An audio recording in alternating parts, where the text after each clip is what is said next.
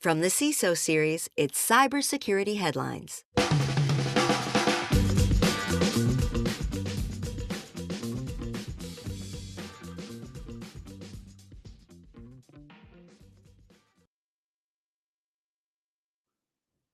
Major workforce cuts planned for CISA. Krebs exits SentinelOne after security clearance pulled. And CVE faces termination but rescued by CISA. These are some of the stories that we have selected from the past week's cybersecurity headlines. And we are now looking forward to some insight, opinion, and expertise from our return guest. Yes, making her second appearance on our show. It's Trina Ford, CISO of iHeartMedia. Trina, thank you so much for joining us.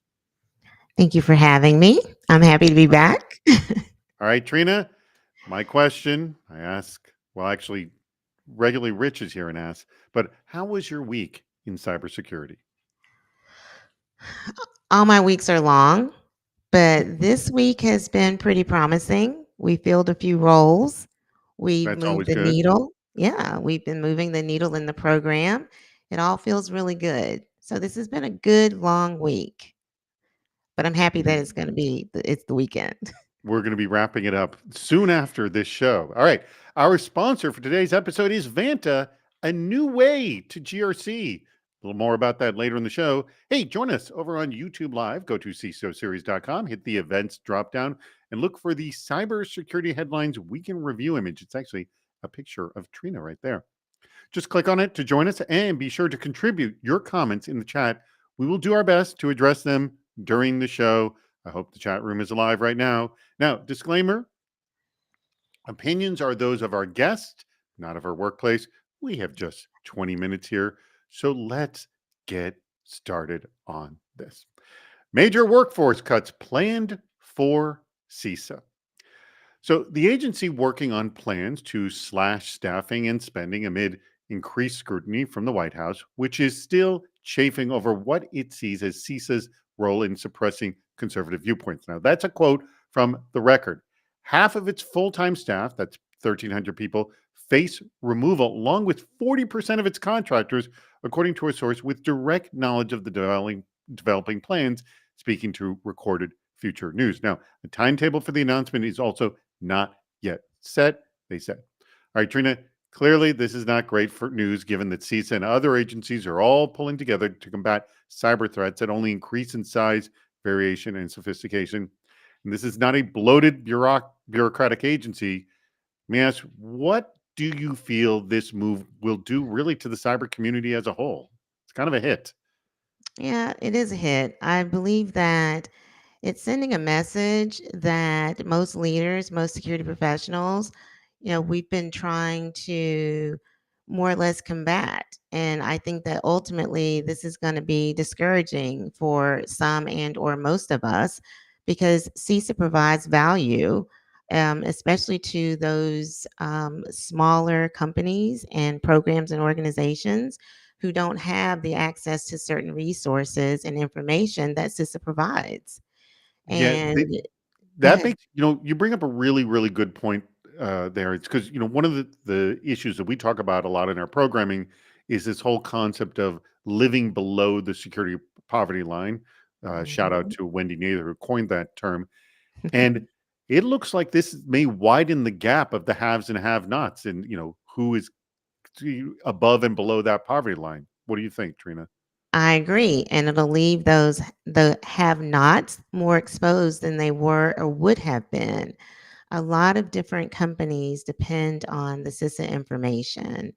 And not for nothing, if those have nots are exposed, if we utilize the same third parties or partners, then that leaves those that have exposed as well.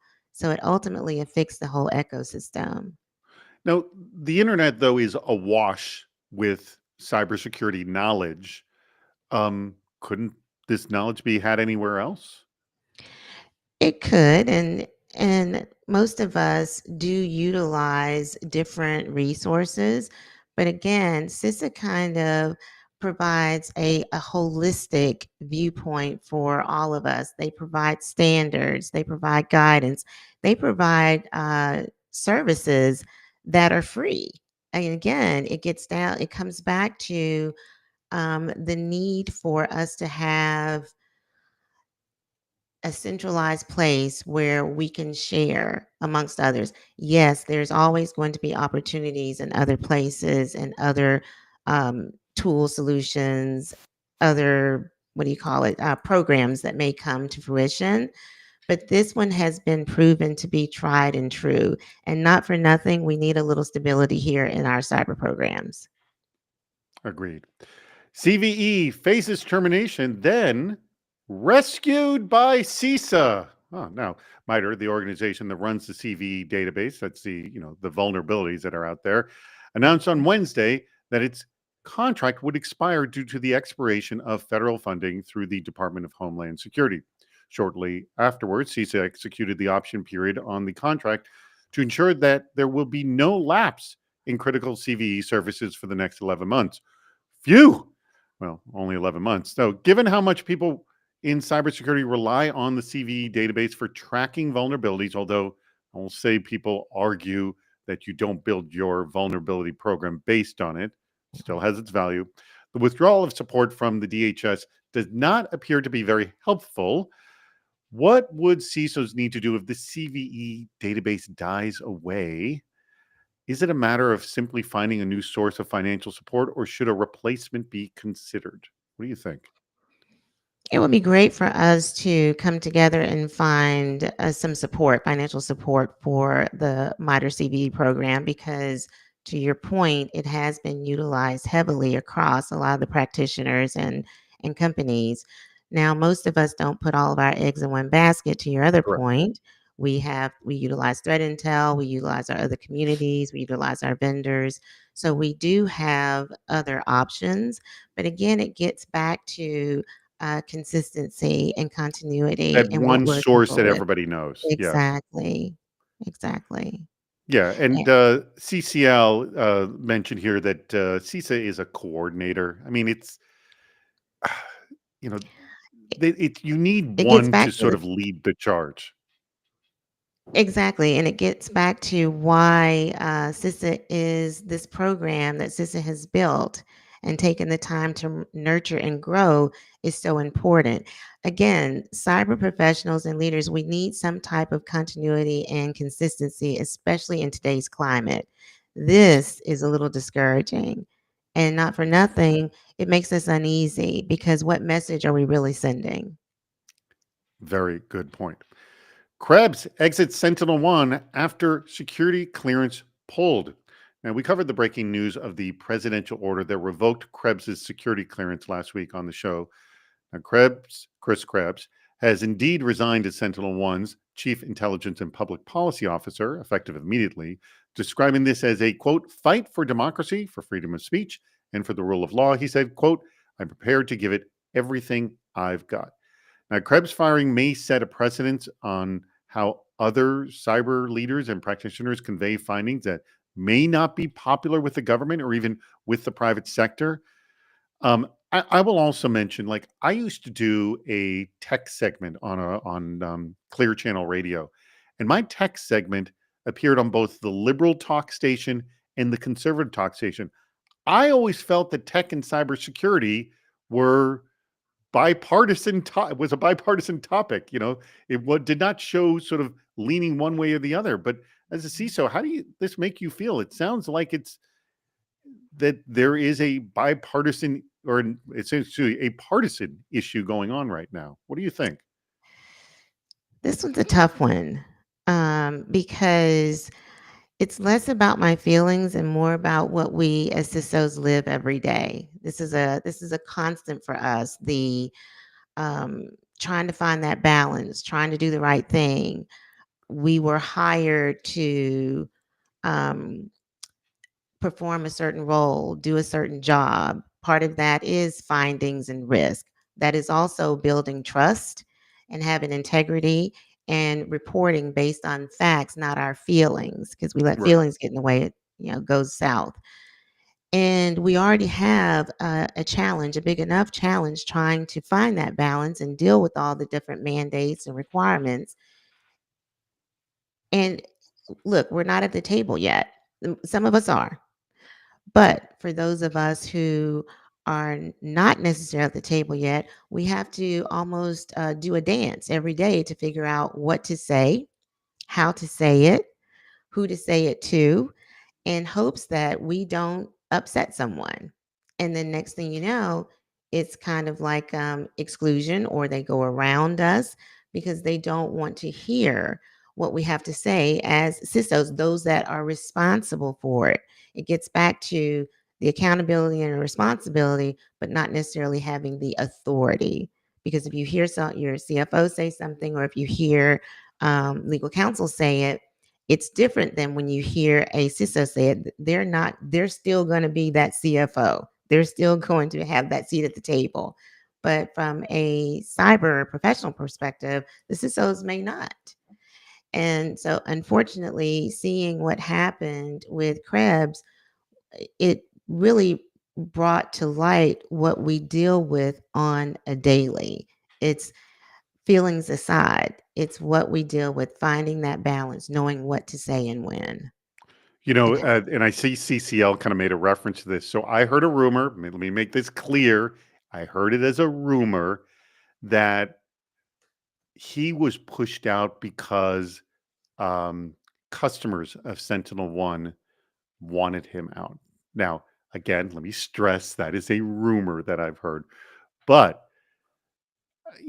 I wouldn't be surprised if this is something that does happen in cybersecurity where CISOs, a customer doesn't like a CISO for some reason or another, or doesn't like certain employees for a reason or another, and sort of demands employees leave. I don't know. Have you ever heard of this going on, Trina?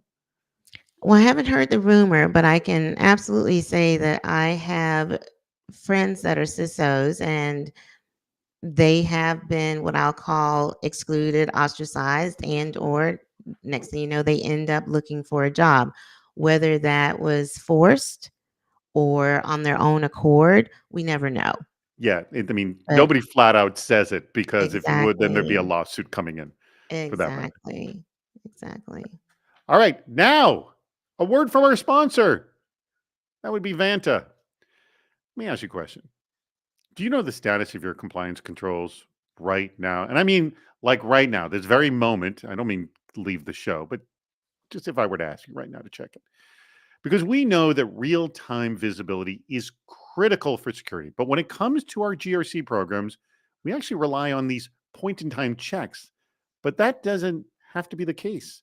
More than 9,000 companies have continuous visibility into their controls with Vanta. Vanta brings automation to evidence collection across over 35 frameworks like SOC 2 and ISO 27001. They also centralize key workflows like policies, access reviews, and reporting, and it helps you get security done or get security questionnaires done 5 times faster with AI. Now, that's a new way to GRC. You can actually get started with Vanta at vanta.com/headlines. And please, when you go to visit them, go to vanta.com/headlines so they know that we sent you there. All right, ClickFix becoming a favorite among state-sponsored hackers. The technique is so easy to get fooled by. Here's what it is. You arrive on a web page, and this pop-up says to use a combination of keys like the Windows key plus one W to prove that you are a human, or to fix some fake compatibility issue. It has become prevalent in recent months, and Proofpoint is now stating that multiple state-sponsored hacking groups from Iran, North Korea, and Russia have been deploying over the 3-month period from late 2024 through the beginning of 2025. This is an escalation of sorts from simply being a tool for cyber crime groups. All right, Trina, we are having enough trouble getting people to not fall for phishing or deep fakes, or just, heck, there's so many scams out there. These Windows messages, along with fake captchas, look so real, it will be difficult for people to avoid falling for them. Any ideas on how we can stop this type of attack? It's going to get back to humanizing cyber, right? It's going to get back to education. I'll say it like I've said it before. It's going to be more about what do you call it? Not best practices, but getting back to the basics.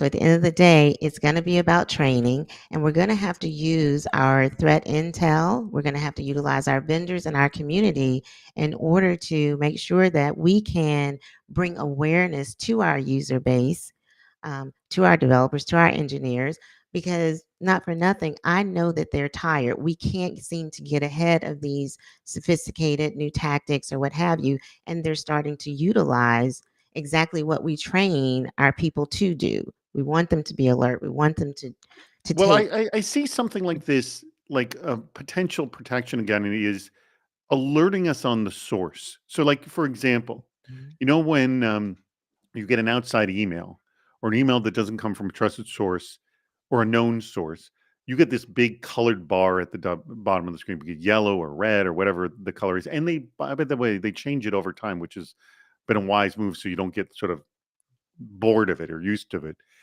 Maybe some kind of alert coding, like this is not coming from the source it says it's coming from, kind of a thing, Yeah. because the average person doesn't dig into the source when a CAPTCHA pops up. What do you think? Agreed. And the challenge is, though, that CAPTCHA is meant to help protect, and now Sure. CAPTCHA is being utilized to actually hurt. So Right. again, it's going to get back to our people, our security practitioners and others performing the necessary research and coming back with those kind of real life type examples to help educate our people so that they don't click, or they're at least aware enough. And then trust but verify. There's going to be opportunities for us to also utilize some of our tools to help minimize and mitigate the potential for risk and exposure for our users when it You comes to know, this. I want to quote Michael Vinling here, where he says, identity will be everything. Putting it on humans to determine the origin and validity of an email on various signals will become increasingly harder and eventually impossible. Well, I agree 100% on that. yep. You to look at your staff as the means to build your security program, that's an inevitable failure point right there. We'll always be behind the 8 ball, Yeah. but unfortunately, we also don't have some skill sets, the staff. We're constantly kind of evolving and trying to keep up. Yes, we absolutely should look at identity and other tools that we have. But at the end of the day, when it comes down to it, it will absolutely have to be education because it spills over, right? It's not just at work, it's your personal life. So you want to educate on both sides because now we have that integration that we really try not to have with this work-life balance. I'm sorry, with remote working. Oregon Department of Environmental Quality suffers cyber attack. Now, you've heard the story before, but I'm gonna bring this up because there's a reason I'm bringing it up again. All right, or I'm gonna say this type of story before. The Oregon Department of Environmental Quality, a regulatory agency that regulates the quality of air, land, and water in the state, says it has found no evidence of a data breach following a cyber attack that occurred last week. Now, a spokesman for the department said vehicle inspection stations were closed on Friday, and the employee emails and servers are, quote, expected to be down through the end of the week as the agency continues to check its computer system. All right. This kind of appears as a non story at first glance, but thinking back to the famous Florida water treatment plant story a couple of years ago, and also that every week we report on some small town somewhere getting hacked. Is there a lesson to be learned about not ignoring the small fry when it comes to collective national cybersecurity? I mean, you can kind of pick these off one by one, can't you, if you're an attacker, Trina? No, absolutely. If we start to think there's no entity that's too small to be targeted, when you think about it, Or um, useful to be protected. or useful, exactly. Because when you think about it, it's all about data. If you look at it that way, whether you're small or large, it's going to be about data. And these threat actors have become they're knowledgeable and they understand that we're all integrated in some way, shape, form, or fashion. If you're a third party or if you have a third party, if you're a partner or a vendor, we all have access to each other's systems. And at the end of the day, if we discount the small fry, focusing on the big, I think we learned our lessons long ago that they will attack small just to target the bigger fish. So at the end of the day, it's a misconception that we can ignore the smaller companies. Yes. I mean, one at a time taken down, and it essentially causes major, major ripples, as we have seen. Last story: AI code dependencies are a supply chain risk. Security researcher Seth Larson has coined the term slop squatting to describe a new type of software supply chain attack. Similar to typo squatting, these attacks see threat actors creating malicious packages on indexes named for ones commonly made up by LLMs when generating code. For those unfamiliar with this, here's an example. If you ask an LLM to write code for a specific task, it might suggest importing a library that sounds plausible but isn't real. So basically, replacing good code with bad. Now, a recent research from Socket on hallucinated software packages found that 58% of these hallucinated packages were repeated more than once. But some good news here: GPT-4 Turbo and DeepSeek were able to correctly identify hallucinated packages the models created with over 75% accuracy. Still means we got a problem, but the good news is it's improving. All right. This is another creative technique designed to take advantage of new technology and our growing trust in it. What can engineers and developers do to avoid or combat this particular attack? Trina, what do I you think? I think there's the theme here is truly awareness, right? And they have to slow down and recognize that if it seems that easy, it's not. This copy pasting, they're going to have to trust but verify. They're going to have to put checks and balances in place. Um, and not for nothing, they are going to have to understand that. And I am not saying garbage in, garbage out, but garbage in, garbage out. The LLMs they learn from us and we make stuff up as we go. So why would we think that the LLMs are not making stuff up as they go? You have to, which is all the disclaimers, you have to verify, validate, and check yourself.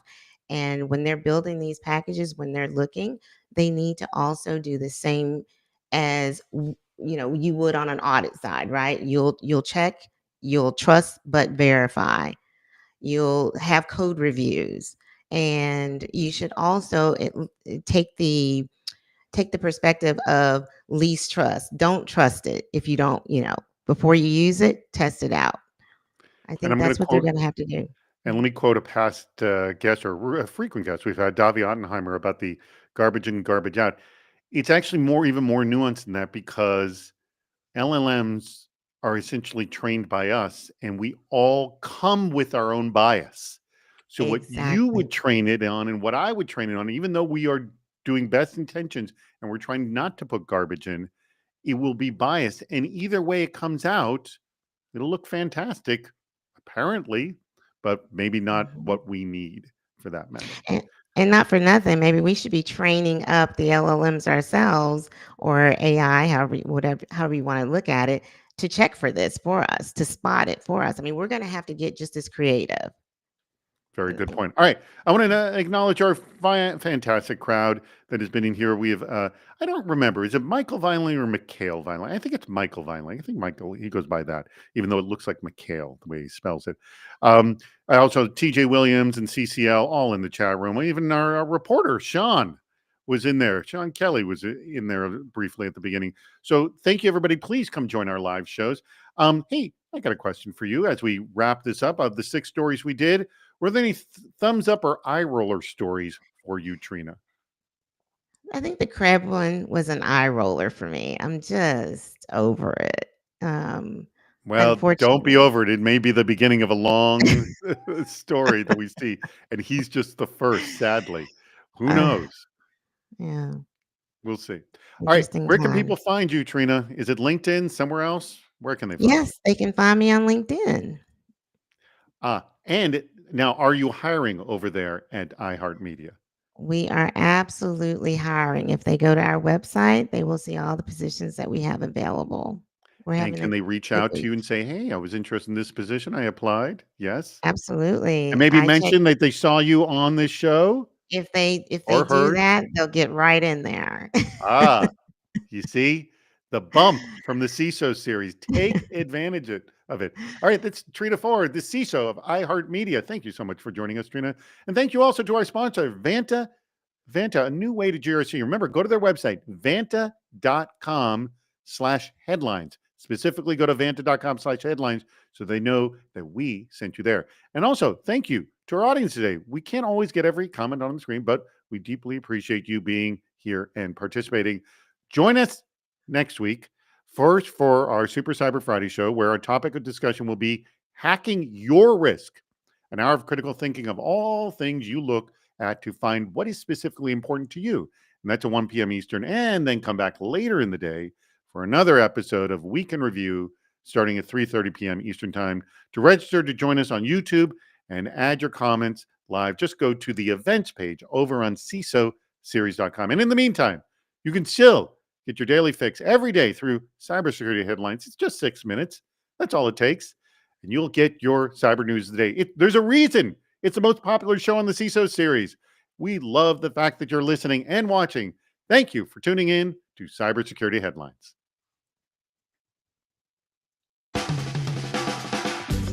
Cybersecurity headlines are available every weekday. Head to CISOSeries.com for the full stories behind the headlines.